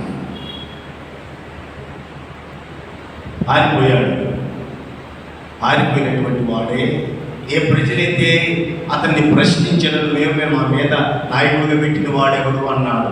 ఆనాడు ఇద్దరు హెబ్రీలు తగాదు పెట్టుకుంటున్నప్పుడు మధ్యలో వెళ్ళినప్పుడు వాడి చెప్పినట్టు మమ్మల్ని కూడా చంపాలనుకుంటున్నావా, మా మీద నిన్ను తీర్పరగాను నాయకుడిగా పెట్టినటువంటి వాడు ఎవరు అన్న ప్రజల కాడికే నాయకుడు పంపించాడు ఆయన. ఎందుకు? ఆయన పుట్టింది వాగ్దాన కాలం సమీపించినప్పుడు, ఆయన పుట్టింది విశ్వాసులకి. ఆయన పుట్టిన యొక్క ఉద్దేశం ఏంటంటే విమోచించడానికి. ఆ విమోచించడానికి వచ్చినటువంటి ఆ వ్యక్తి, ఏ వ్యక్తులైతే ఆయన్ని ధృవీకరించారో ఆ వ్యక్తులకే న్యాయాన్ని తీర్చేటువంటి వాడుగా, ఆ వ్యక్తులకే నాయకుడుగా ఉండేటువంటి వ్యక్తిగా సర్వశక్తి కలిగినటువంటి దేవుడు వారి దగ్గరికి మరలా మోషేను పంపించాడు. సంఖ్యాకాండంలో మోషే గురించి రాయబడినటువంటి మాట ఏమిటంటే, భూమి మీద ఉన్న వారందరికంటే మిక్కిలి మిక్కిలి మిక్కిలి సాత్వికుడు ఎవరంటే మోషే. ఆయన ఉన్న మరొక విశిష్టత, మిక్కిలి సాత్వికుడు ఎవరంటే మోషే. ఎందుకన్నాడు? కోపిష్టోడు. ఒకటే దెబ్బతో కూడా చంపేశాడు. కోపిష్టోడు ఇప్పుడు సాత్వికుడయ్యాడు. అన్యాయస్తుడు న్యాయస్తుడయ్యాడు. దుర్మార్గుడు మంచివాడయ్యాడు. నిర్దాక్షిణ్యం చంపిన వాడు ఇప్పుడు మంచివాడిగా ప్రభు యొక్క 40 సంవత్సరాలు ఆ సీనాయి పర్వతం మీద ఆయనతో ఏకాంత సహవాసం చేశాడు. గొర్రెలు వేపడం సులభమైంది కాదు. కొన్ని ముందు పరిగెత్తాయి, కొన్ని నడవలేని ఉంటాయి, కొన్ని జబ్బు చేసినట్టు ఉంటాయి. అన్నింటినీ కలుపుకోవాలి. కొన్నిసార్లు వాటిని మొయ్యాల్సి వస్తుంది, కొన్నిసార్లు వాటికి గాయములు కట్టాల్సి వస్తుంది, కొన్నిసార్లు వాటి కొరకు లోయలు గుట్టలు మనం బాధపడుతున్న ఎక్కాల్సినటువంటి పరిస్థితి వస్తే అలా ఏమైపోయిందంటే కోపమంతా కరిగిపోయి ఎలా మారిపోయాడంటే సాత్వికుడుగా మారిపోయాడు. పేర్కొనిపోయిన వెన్నని వేడి చేస్తే ఆ వెన్నంతా కరిగిపోయి ఒక రుచికరమైనటువంటి నెయ్యిగా అది ఎలా తయారవుతుందో అలా ఈ 40 సంవత్సరాలు ఆ ప్రభు యొక్క కొలువులో కాల్చబడి కోపిష్టి, ఒకప్పుడు పాపిష్టి, ఒకప్పుడు దంతకుడు, ఇప్పుడు ఎలా అయిపోయాడంటే సాత్వికుడైపోయాడు.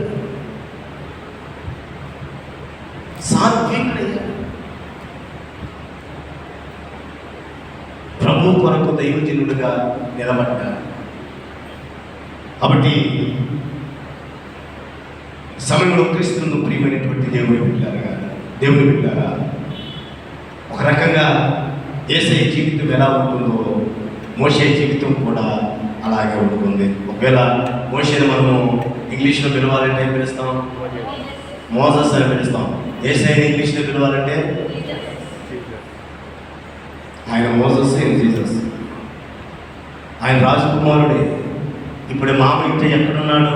అడవిలో ఒంటరిగా పుట్టల్లో చెట్టుల్లో ఉన్నాడు. సర్వాధికారైన రాజే పరలోకపు పట్టణంలో విడిచి దరిద్రుడుగా ఈ భూలోకానికి వచ్చాడు. ఒక దాసుని ఇంట, అంటే ఏ పూటకి ఆ పూట బ్రతికేవాడిని ఇంటిలోనికి ఆ సర్వశక్తి కలిగినటువంటి దేవుడు వచ్చాడు నిన్ను నన్ను ధనవంతుడిగా చేయడానికి. ఇప్పుడు ఏ పూట కూలి అప్పోటు లేదు, ఏ పూట కూలి అప్పోటు సంపాదించుకొని తినేటువంటి పరిస్థితి లేదు. కానీ అటువంటి పరిస్థితి లేకపోయినను యేసయ్యను ప్రకటించేటువంటి పరిస్థితి లేదు. ఆ ఇంట్లో నుంచి ఒక సువార్తికుడు వచ్చేటువంటి పరిస్థితి లేదు. ఆ ఇంట్లో నుంచి ఒక కాపు వచ్చేటువంటి పరిస్థితి లేదు.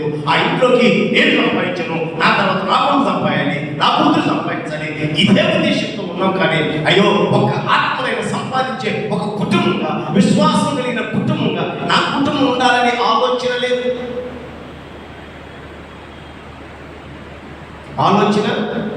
లేదు. ముగ్గురిని ఇచ్చింది దేవుడు. ముగ్గురికే దేవుని కొరకు సమర్పించింది. ఆయన దీనదరిద్రుడిగా ఈ భూలోకానికి ఎలా వచ్చాడు? అత్యున్నత సింహాసనాన్ని విడిచి ఎలా వచ్చాడు? అలాగే మోషే కూడా రాజరిక వ్యవస్థను, రాణి కుమార్తెను ఐగుప్తు రాజు అనిపించుకోవడం కంటే, ధర్మం కంటే క్రీస్తు యేసునందు ఎంత ముఖ్యం, శ్రేష్టం అనుకొని ఇప్పుడు మంద కాపరి, ఇప్పుడు మనుషులు కాపరిగా వారిని నడిపించి ప్రభు యొక్క రాజ్యంలోనికి, ఆయన వాగ్దానం చేయబడినటువంటి దేశంలోనికి నడిపించేటువంటి ఒక నాయకుడు. ఏ నాయకుడు అంటే, వారు శ్రమ పెట్టినా, వారు దూషించినా, వారు ఎన్నోసార్లు వారి మీద తిరగబడినా, ఒకసారి వారి ఎదుట మోషే ఆయన సాష్టాంగపడి నమస్కారం కూడా చేశారు. ఎంత సాత్వికత! నశించిపోకూడదని. కాబట్టి ప్రియమైనటువంటి వారు లోక సంబంధమైన విద్య నేర్పిస్తూ కానీ పర సంబంధమైనటువంటి విద్య నేర్పించే తల్లిదండ్రులుగా ఉండాలి. లోక సంబంధమైనటువంటి వాటి కొరకు లక్షల కోట్లను ఖర్చు పెట్టడానికి సంసిద్ధమైన, లోక సంబంధమైనటువంటి విద్యను నేర్పించడానికి, బిడ్డను శిక్షించడానికైనా సిద్ధపడినటువంటి తల్లిదండ్రులము ఆత్మ సంబంధమైనటువంటి దానిని నేర్పించడానికి. ఈ మాట మనం ఒకసారి జ్ఞాపకం చేస్తాను. మీకు వాగ్దానం చేశారా? ఏ రోజైనా సరే ఆ ఫలము అనుభవించక తప్పదు. ఆమె దేవుడు వాగ్దానం చేసినట్టే మనం మర్చిపోవచ్చు, కానీ దేవుడు మర్చిపోయాడు. ఆ సమయం సమీపించినప్పుడు మోషే భూలోకానికి వచ్చాడు, విశ్వాసుల కుటుంబంలో పెరిగాడు. కానీ పెరిగిన ఆ ఇంట్లో కంటే బాల్యంలో నేర్చుకున్న ఆ బోధనలే తన హృదయంలో చేర్చుకున్నాడు. కోపాన్ని తన యొక్క జీవితాన్ని తిట్టుకొని విడిచాడు. ప్రభు కొరకు అనేకులను నడిపించే సాధనం అయ్యాడు. మన గృహంలో నుంచి కూడా ఒక విశ్వాసిని, ఒక వ్యక్తిని దేవుడి యొక్క పని కొరకు మనం ప్రతిష్ఠిస్తాము. దేవుడి పనిలో పాల్గొనడానికి. అందుకే మనకు ఆంధ్రప్రదేశ్ కీర్తనలో పుస్తకంలో కూడా ఉందనుకుంటా ఆ పాట. ఏ పాట అంటే నా పేరేంటి దేని ప్రజలు అందరూ ఉన్నారు. పాడదాం ఒక శాతం, వస్తే కలిసి పాడండి. నాకు కూడా పర్ఫెక్ట్గా రాదు కానీ ఒక శాతం పాడాలి. నా పేరే తెలియని ప్రజలు ఎందరూ ఉన్నారు, నా ప్రేమను వారికి ప్రకటింప కొందరు ఉన్నారు. ఎవరైనా మీలో ఎవరైనా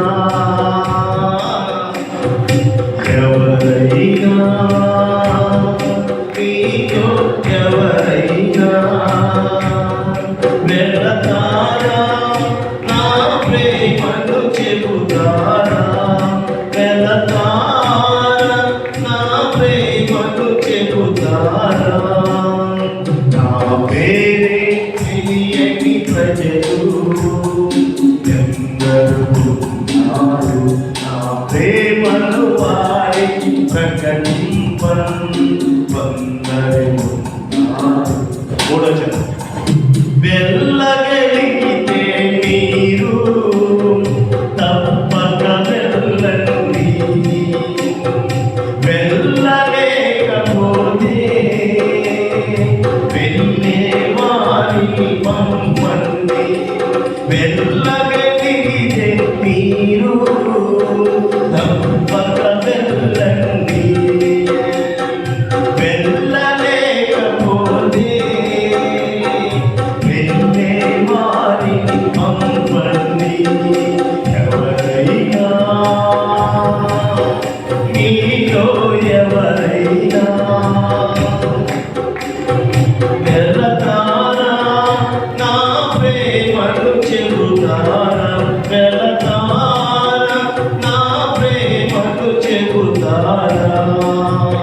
నా పేరే తెలియని ప్రజలు ఎందరూ ఉన్నారు, నా ప్రేమను వారికి ప్రకటింప కొందరు ఉన్నారు. ప్రేమ లేని తండ్రి, కృప కలిగిన దేవుడికి వందనాలు. విత్తబడిన విత్తనాలు ఆత్మలో ఫలింపచేయలాగున వాటి ప్రకారం మేము జీవించడానికి పరిశుద్ధాత్మ అభిషేకం అందరికీ దయచేయండి. యేసు నామమున ప్రార్థిస్తున్నాము తండ్రి, ఆమేన్. పరిచర్యలు కానుకలు ప్రత్యేకమైన కానుకలు ఇచ్చినటువంటి వారిని ఈ అందరినీ, అలాగే చేచాచి తన హస్తాలతో కానుక సంచులో పరిచర్య కొరకై కానుకలు ఇచ్చిన ప్రియులను, దేవుని యొక్క సేవకుల యొక్క పోషణార్థమై పిడికిలు మీరు తీసుకొచ్చినటువంటి వారందరినీ సర్వశక్తి కలిగినటువంటి దేవుడు మంచి ఆరోగ్యంతోనూ, ఆయుష్తోనూ, ఆర్థికమైనటువంటి వనరులతోనూ, ఆధ్యాత్మికమైనటువంటి జీవితంలో నిత్యము వారిని పోషించి అభివృద్ధి పరచును గాక. ప్రార్థన. ప్రేమ కలిగిన తండ్రి, కృపగల దేవునికి వందనాలు. అర్పించిన అర్పణలు నీ నామ మహిమార్థముగా తండ్రి వాడబడుటకును, ఇచ్చిన ప్రతి హస్తాన్ని వారి కుటుంబాలను కలిగిన సంస్థాన్ని మీరు ఆశీర్వదించి కృపాక్షేమంతో నింపుమని. ఇదిగో ప్రభువా, పరిచయాలు ఉన్న బిడ్డలు కూడా మీరు దీవించమని సమస్త మీ చేతికి అప్పగిస్తుంది. అలాగే ప్రభు బిడ్డలు మీరు తీసుకొచ్చినటువంటి వారిని మీరు దీవించమని యేసునామమున ప్రార్థిస్తున్నాము తండ్రి, ఆమేన్. ముగింపు ప్రార్థన. అలాగే పాట తదుపరి ప్రభు నేర్పిన ప్రార్థన ఆశీర్వాదము ఆశీర్వదగీతంతో సమర్పిస్తున్నాం. ప్రేమ కలిగిన తండ్రి, కృతజ్ఞ దేవునికి వందనాలు. ఈ దినమున, ఈ మాసం చివరి పునరుద్ధాన దినమునందున కొద్ది నిమిషాలు జీవం కలిగిన దేవుడు అయినటువంటి మిమ్మల్ని స్తుతించి ఆరాధించడానికి మీ పరిశుద్ధ మందిరంలో మమ్మల్ని చేర్చినందుకై కృతజ్ఞతలు స్తోత్రములు చెల్లిస్తున్నాను. దో ప్రభువా, మీరు మాకు వాగ్దానం చేసిన వాగ్దానం నెరవేర్చే నమ్మకమైనటువంటి దేవుడు అని మేము నమ్ముతున్నాము.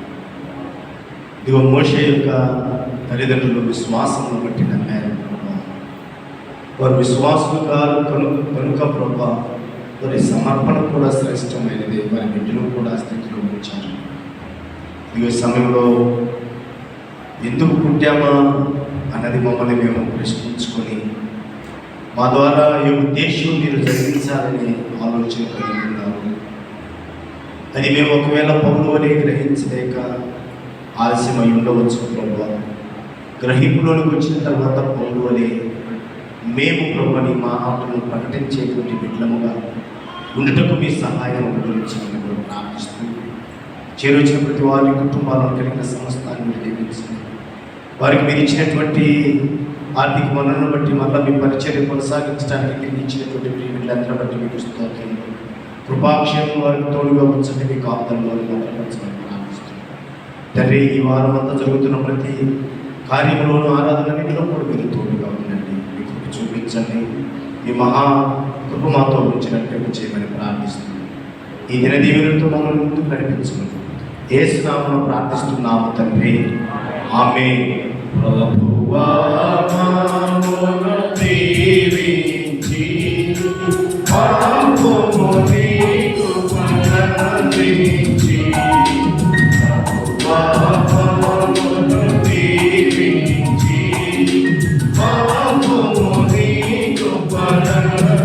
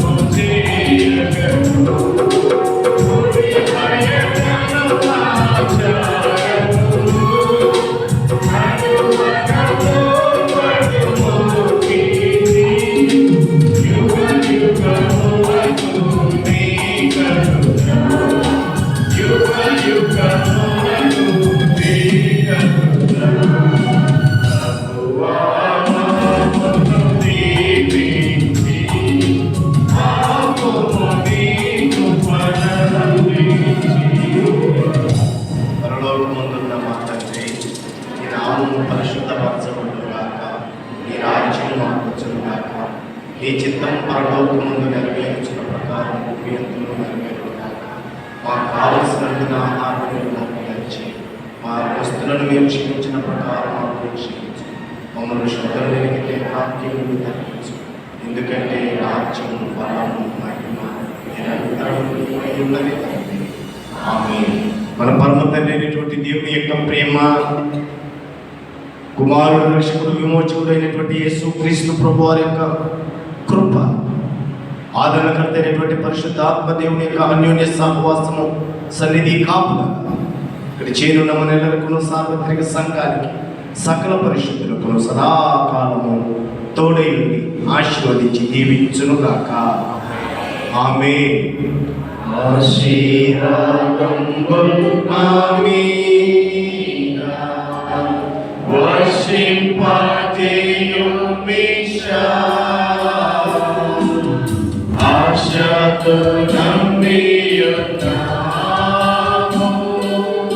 Be